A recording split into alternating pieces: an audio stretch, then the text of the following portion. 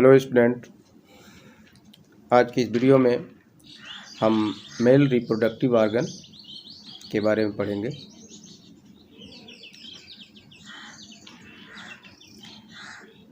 मानव जनन या human reproduction जो एनसीईआरटी का क्लास 12 का थर्ड लेसन है।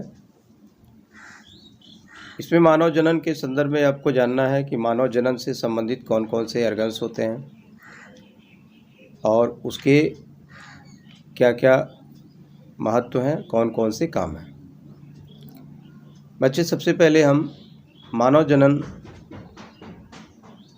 में कुछ चर्चाएं करेंगे कि मानव जनन अथवा मनुष्यों में जनन की प्रक्रिया कैसे होती है। तो सामान्यतः मनुष्यों में जनन या रिप्रोडक्शन की प्रक्रिया लैंगिक रूप से होती है, जिसको आप सेक्सुअल रिप्रोडक्शन कहते हैं। तो मनुष्यों में सेक्सुअल रिप्रोडक्शन या लैंगिक जनन की क्रिया कुछ प्रमुख लैंगिक ऑर्गन्स के माध्यम से संपन्न होती है और लैंगिक जनन के लिए जो आवश्यक ऑर्गन्स होते हैं उनकी सक्रियता भी एक निश्चित समय के बाद ही शुरू होती है। तो जो सक्रियता उनके लैंगिक अंगों की शुरू होती है तो उसको हम यौनारंभ की क्रिया कहते हैं। तो मनुष्यों में मेल हो अथवा फीमेल हो, उसमें यौनारंभ की प्रक्रिया प्रारंभ होती है और यौनारंभ की प्रक्रिया के समय से ही उनके जो सेक्स ऑर्गन्स हैं, जिनको आप मेल रिप्रोडक्टिव ऑर्गन कहते हैं, वो धीरे धीरे सक्रिय होने लगते हैं और अपना फंक्शन करते हैं, मतलब फंक्शनल रूप से वो सक्रिय हो जाते हैं। तो आज हम चर्चा करेंगे कि मनुष्य में जो नर जनन तंत्र है या मनुष्यों के जो नर जनन तंत्र में कौन कौन से ऑर्गन्स आते हैं और इनकी संरचनाएं कैसी हैं। मेल रिप्रोडक्टिव ऑर्गन में कई चीज़ें हैं जो सामूहिक रूप से काम करती हैं। इसमें कुछ ऑर्गन्स हैं, कुछ ग्लैंड्स हैं, कुछ ग्रंथियां हैं। इन दोनों मिलकर के मनुष्य में जनन प्रक्रियाओं को, जो नर जनन तंत्र है, उसको बनाने का काम करते हैं। इसमें बच्चे, जब हम मेल रिप्रोडक्टिव ऑर्गन्स के बारे में पढ़ते हैं तो सबसे जो मेन है, सब जिसको आप कहते हो सबसे प्रमुख जननांग, तो मनुष्य में नर का या मेल का सबसे प्रिंसिपल या मोस्ट जननांग जो होता है वो टेस्टिस अथवा वृषण होता है। पुरुष में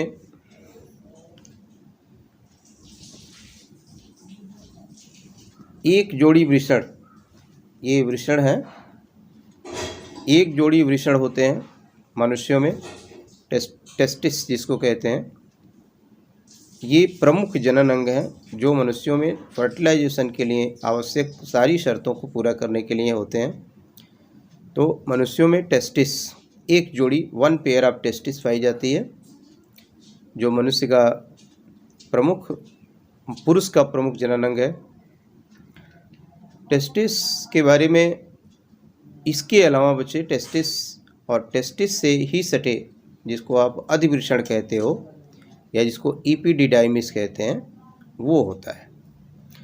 तो सबसे पहले प्रमुख जननांगों में एक जोड़ी वृषण, टेस्टिस, एक जोड़ी टेस्टिस, और टेस्टिस के ही शीर्ष भाग पर कुछ क्वाइल्ड नलिकाएं पाई जाती हैं, जिसको हम अधिवृषण अथवा इपिडिडाइमिस कहते हैं। ये भी वन पेयर होते हैं। तो अधिवृषण, वृषण और अधिवृषण से एक पतली नलियां निकलती हैं, जिसको हम शुक्रवाहिनी कहते हैं। ये शुक्रवाहिनी है, इधर भी और इधर भी, ये दोनों शुक्रवाहिनियां हैं। इसको इंग्लिश में हम कह सकते हैं कि स्पर्म डक्ट कह सकते हैं अथवा वास डिफरेंस कहते हैं। तो वास डिफरेंस, शुक्रवाहिनी अथवा स्पर्म डक्ट, यह कहाँ से निकलता है? तो आप इसको कहेंगे कि ये अधिवृषण से निकल के सीधे अंदर की तरफ जा कर के, इसके बाद बचे ऊपर, यह जैसे ही जो शुक्रवाहिनी है ये ऊपर जब जाती है तो किडनी से या वृक्क से आने वाली जो नली होती है, जिसको हम यूरेटर कहते हैं, उस यूरेटर से एक लूप लाइक संरचना बनाती है, मतलब उसको घेरा के रूप में बना करके और जा करके एक तुम्बिकानुमा संरचना में खुलती है जिसको शुक्राशय अथवा सेमिनल वेसिकल कहते हैं। तो सबसे पहले आप ये जान जाइए कि जो वृषण है या testis, one pair of testis होते हैं, ये टेस्टिस होते कहाँ हैं, इनका लोकेशन कहाँ है। मनुष्य में जो टेस्टिस होते हैं ये उदर गुहा के बाहर स्थित होते हैं। मनुष्य में एक जोड़ी टेस्टिस होते हैं जो उदर गुहा के बाहर होते हैं। उदर गुहा मतलब पेट के अंदर नहीं होते, पेट के से बाहर होते हैं और ये एक थैलीनुमा संरचना में पैक होते हैं जिसको हम स्क्लेरोटम कहते हैं अथवा वृषण कोष कहते हैं। तो ये वृषण कोष या एक चमड़ी में जो थैली होती है उसके अंदर ये दोनों अंडाकार संरचनाएं हैं जो उसमें रहती हैं। इनको हम वृषण अथवा टेस्टिस कहते हैं, जो पुरुष में उदर गुहा के बाहर होता है।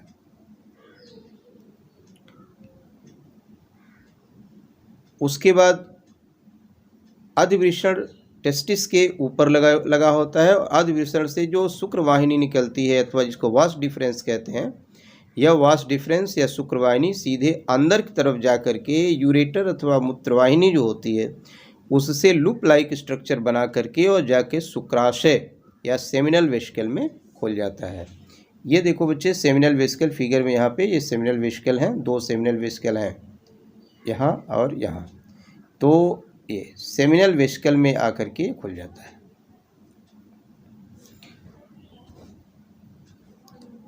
तो आप देख सकते हैं कि सबसे पहले एक जोड़ी वृषण जो उदर गुहा के बाहर वृषण कोष में स्थित होता है, स्क्लेरोटम में स्थित होता है।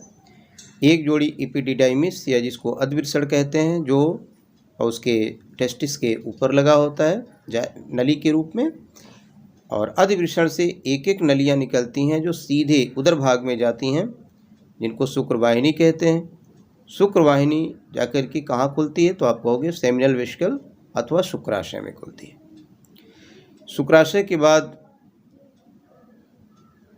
एक छोटी सी पतली नली होती है जिसको हम 1 से 2 सेंटीमीटर या 3 सेंटीमीटर लंबी पतली सी नली है जिसको हम कहते हैं इजेकुलेटरी डक्ट अथवा अस्खलन नलिका। ये अस्खलन नलिका होती है और इस अस्खलन नलिका के अगल बगल प्रोस्टेट ग्लैंड पाई जाती है बच्चे। ये प्रोस्टेट ग्लैंड है।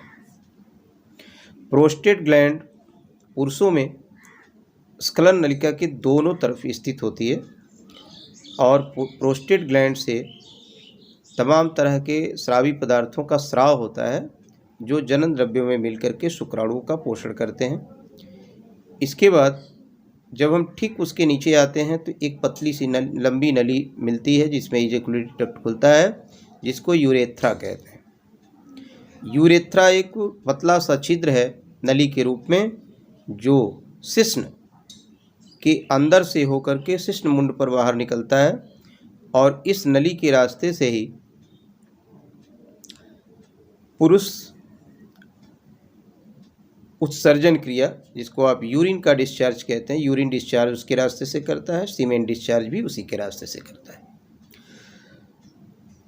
इसके बाद एक और उसमें ग्लैंड्स होती है ठीक उसके नीचे जिसको वाल्वो यूरेथ्रल ग्लैंड्स कहते हैं। वाल्वो यूरेथ्रल ग्लैंड कहा जाता है जो ठीक प्रोस्टेट ग्लैंड के नीचे होती है। फिर उसके नीचे हम आते हैं तो जो शिश्न है, शिश्न का जो बॉडी ऑफ शिश्न होता है, जो शिश्न की शरीर है, उस शिश्न के दोनों तरफ कॉपर ग्लैंड स्थित होती है जो सेक्सुअल इंटरकोर्स के समय कुछ पदार्थों का स्राव करती है। तो ये तमाम तरह की जो चीज़ें मैंने बताया आपको, ये सब पुरुष के जनन तंत्र के अंतर्गत आते हैं, मेल रिप्रोडक्टिव सिस्टम के अंतर्गत आते हैं। और इसमें आपको एक बार पुनः मैं बता दूं कि एक जोड़ी वृषण उदर गुहा के बाहर स्थित होते हैं। वृषण के बाद उसमें एपिडिडाइमिस एक जोड़ी, अधिवृषण से निकलने वाली एक एक नलियाँ जो अंदर की तरफ जाती हैं जिनको शुक्रवाहिनी कहते हैं। शुक्रवाहिनी जाकर के शुक्राशय अथवा सेमिनल वेसिकल में खुलती है। सेमिनल वेसिकल से एक पतली सी नली निकलती है जिसको इजेकुलेटरी डक्ट कहते हैं या अस्खलन नलिका कहते हैं। अस्खलन नलिका शिश्न के बीच में उपस्थित जो यूरेथ्रा है उसमें जाके खुलती है। यूरेथ्रा एक कॉमन पाथ है जिसके रास्ते से यूरिन डिस्चार्ज भी होता है और सेक्सुअल इंटरकोर्स के समय सीमेन डिस्चार्ज भी इसी के रास्ते से होता है। जो शिश्न है, यह शिश्न या जिसको पेनिस कहते हैं, ये पुरुष का बाह्य जननांग होता है। यूरिनो फर्टिलाइजिंग ऑर्गन्स इसको कह सकते हैं। मीन्स ये उत्सर्जन क्रिया में भी मदद करता है और जनन क्रिया में भी मदद करता है। जो संयोजी पेशियों का बना होता है और ये इरेक्टाइल मसल्स जिसमें पाई जाती हैं, जिसकी वजह से इसमें समय समय पर इरेक्शन भी होते हैं। तो ये आर्गन्स थे और इस आर्गन्स से कुछ स्रावी पदार्थ भी सिक्रीट होते हैं। इसके बारे में हम जब फंक्शन पढ़ेंगे तो उसमें हम आपको बताएंगे, लेकिन उसके पहले थोड़ी चीज़ें आप जान लें कि टेस्टिस के बारे में कुछ समझना है, क्योंकि पुरुष के सबसे मुख्य, जैसा कि मैंने बताया आपको कि सबसे प्रमुख जननांग जो होता है वो टेस्टिस है मनुष्य में। टेस्टिस को हम सेक्स ग्लैंड्स भी कहते हैं, माने जनन ग्रंथि भी कहते हैं। ये इंडोक्राइन ग्लैंड्स अथवा अंतःस्रावी ग्रंथि के अंतर्गत भी आता है। और इसके अलावा और भी ग्रंथियां हैं, जैसे प्रोस्टेट ग्लैंड, वल्वोइरेथ्रल ग्रंथि और ये कॉपर ग्रंथि। ये तीनों ग्रंथियां जनन संबंधी तमाम तरह के सब्सटेंस का स्राव करती हैं। तो हम इसके बाद टेस्टिस के बारे में थोड़ा चर्चा करेंगे कि टेस्टिस क्या है।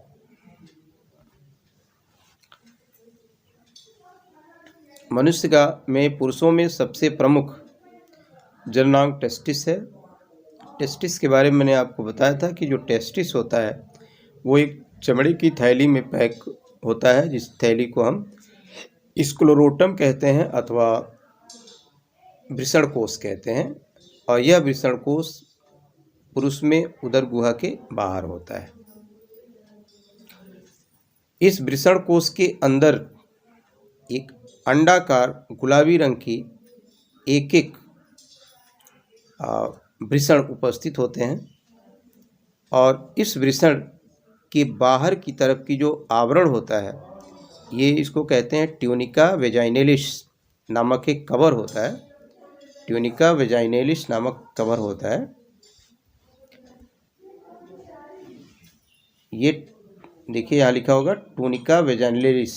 ये इस कवर जो होता है पूरा, ये वृषण के अंदर के पार्ट्स को पूरी तरह से पैक रखता है और इसी के अंदर ये वृषण पाए जाते हैं। ये वृषण है। एक टेस्टिस की संरचना है आपके सामने प्रस्तुत है, वृषण। तो सबसे पहली बात आप ये जानेंगे कि वृषण कहाँ होते हैं। तो आप कहोगे वृषण उदर गुहा के बाहर वृषण कोष में स्थित होते हैं। ये पुरुष के नर जनन अंग के अंतर्गत प्रमुख जनन अंग है तथा प्रमुख एक ग्रंथ के रूप में भी ये काम करता है। अब वृषण के अंदर क्या क्या चीज़ें हैं और वृषण किन किन रूपों में फर्टिलाइजेशन प्रक्रिया में मदद करता है। सबसे पहले जैसे ही पुरुष यौनारंभ के काल में प्रवेश करता है, आफ्टर 13-14 ईयर्स, तो इसके टेस्टिस सक्रिय होते हैं और टेस्टिस सक्रिय होकर के एक हार्मोन का स्राव करते हैं जिसको हम कहते हैं टेस्टोस्टेरोन हार्मोन, अथवा और एक हार्मोन और होता है जिसको एंडोस्टेरोन कहते हैं। तो टेस्टोस्टेरोन और एंडोस्टेरोन ये दो तरह के जो हार्मोन हैं, ये दोनों हार्मोन टेस्टिस से निकलना प्रारंभ करते हैं तब जब बच्चा यौनारंभ प्रक्रिया में प्रवेश करता है, मतलब किशोरावस्था में प्रवेश करता है, उस समय ये टेस्टिस सक्रिय होने लगते हैं। बट पूरी तरह से मैच्योर ये धीरे धीरे आगे बढ़ते क्रम में होते हैं। लेकिन प्रारंभिक कंडीशन में इनमें मैच्योरेशन प्रक्रिया प्रारंभ हो जाती है और टेस्टिस में से एक हार्मोन स्रावित होता है टेस्टोस्टेरोन और एक हार्मोन एंडोस्टेरोन। ये दोनों हार्मोन पुरुष में लैंगिक द्रुपता को उत्पन्न करते हैं, उनके शरीर की वृद्धि करने में मदद करते हैं और उसके साथ साथ इसके प्रभाव से, इस हार्मोन के प्रभाव से जो टेस्टिस होता है, उस टेस्टिस के अंदर नर युग्मक का निर्माण होना शुरू हो जाता है जिसको शुक्राणु कहते हैं या स्पर्म कहते हैं। तो नर युग्मकों का निर्माण माने शुक्राणुओं का निर्माण प्रारंभ हो जाता है और उसके साथ साथ पुरुष के शरीर में परिवर्तन होते हैं, जिसको सेक्सुअल डाइमॉर्फिज्म कहते हैं। सेक्सुअल डाइमॉर्फिज्म तभी क्रिएट होता है जब टेस्टिस सक्रिय होकर के टेस्टोस्टेरोन और एंडोस्टेरोन हार्मोन का स्राव करती है।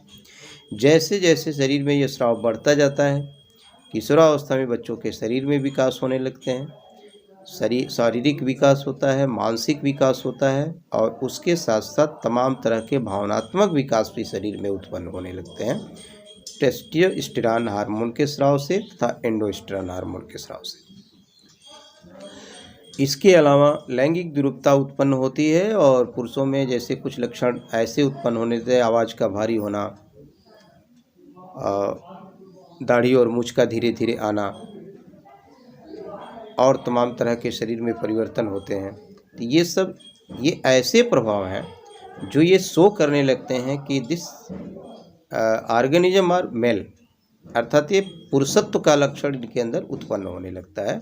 ये पुरुष दिखने लगते हैं, स्त्रियों से भिन्न लगने लगते हैं, इनकी आवाज़ भारी हो जाती है और शारीरिक स्ट्रक्चर थोड़ा स्ट्रांग होने लगता है। तो ये सारे परिवर्तन तभी होते हैं जब टेस्टिस से टेस्टोस्टेरोन तथा एंडोस्टेरोन नामक हार्मोन का स्राव प्रारंभ हो जाता है।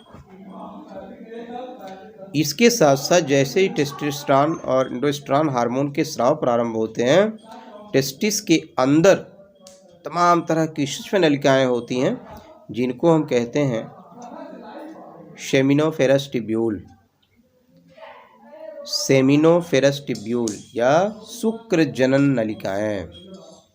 सेमिनोफेरस ट्यूब्यूल, बच्चे देखिए बीच बीच में ये सेमिनोफेरस ट्यूब्यूल है इसके अंदर। तो सेमिनोफेरस ट्यूब्यूल्स या सूक्ष्म जनन नलिकाएं होती हैं।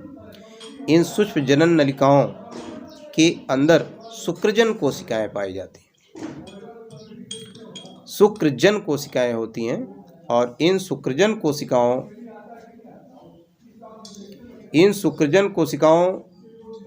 में बच्चे यहाँ ध्यान देंगे इस फिगर को, ये टेस्टिस है, टेस्टिस के अंदर का फिगर। इसमें सेमिनोफेरस ट्यूब्यूल्स के बारे में, शुक्र जनन नलिकाओं के बारे में बताया गया। और यहाँ एक शुक्रजन नलिका के अंदर उपस्थित जो शुक्रजन कोशिकाएं होती हैं उसका फिगर दिया गया है। ये शुक्रजन कोशिकाएं क्या है? ये शुक्रजन कोशिकाएं, इसके अंदर सब ये शुक्रजन कोशिकाएं इनको कहते हैं या स्पर्मेटोजॉइड सेल कहते हैं। ये शुक्रजन कोशिकाएं हैं अथवा स्पर्मेटोजॉइड सेल हैं। ये कहाँ होंगी? सेमिनोफेरस ट्यूब्यूल अथवा शुक्र जनन नलिकाओं के अंदर। एक बार पुनः आप इस बात को समझने की कोशिश करिए कि जो टेस्टिस है उदर गुहा के बाहर स्थित होता है, यह एक थैली के अंदर पैक होता है। और दूसरी चीज़, एक प्रश्न बार बार उठता है कि क्यों पुरुष के जो टेस्टिस होते हैं वो उदर गुहा के बाहर ही स्थित होते हैं। बच्चे, पुरुष के टेस्टिस उदर गुहा के बाहर इसलिए भी स्थित होते हैं क्योंकि जो शुक्रजन या शुक्र जनन की क्रिया है, जिसको स्पर्मेटोजेनेसिस कहते हैं, शुक्र जनन के लिए एक टेम्परेचर होता है, फिक्स टेम्परेचर होता है कि उस तापमान पर ही शुक्राणुओं का निषेचन होगा या शुक्राणु बनेंगे। शुक्राणु बनने के लिए जो ऑप्टिमम टेम्परेचर चाहिए वो बॉडी टेम्परेचर से 2 से 3 डिग्री सेल्सियस कम चाहिए, जबकि हमारे शरीर का बॉडी टेम्परेचर 37 डिग्री सेल्सियस है। 37 डिग्री सेल्सियस हमारा बॉडी टेम्परेचर है। तो बॉडी टेम्परेचर से कम टेम्परेचर पर शुक्राणु बनते हैं। अर्थात अगर 37 डिग्री सेल्सियस हमारे बॉडी का टेम्परेचर है तो शुक्राणु जनन के लिए टेम्परेचर होना चाहिए 32 से 34 के बीच में।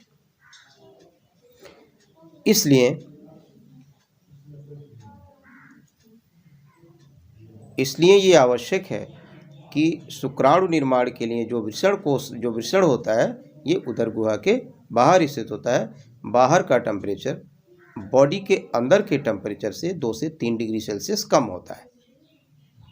इसलिए वृषण कोष और वृषण उदर गुहा के बाहर होते हैं। इस प्रश्न का जवाब यही देंगे आप। प्रश्नों से अगर प्रश्न पूछा जाता है कि मनुष्य में वृषण उदर गुहा के बाहर स्थित क्यों होते हैं? तो आप कहेंगे शुक्राणुओं के निषेचन के लिए या शुक्राणु जनन के लिए जो टेम्परेचर होता है वो बॉडी टेम्परेचर से 2 से 3 डिग्री सेल्सियस कम होना चाहिए। बॉडी टेम्परेचर से कम टेम्परेचर पर शुक्राणु बनते हैं, इस नाते बाहर का टेम्परेचर बॉडी टेम्परेचर से थोड़ा कम होता है, इस नाते वृषण कोश उदर गुहा के बाहर स्थित होते हैं।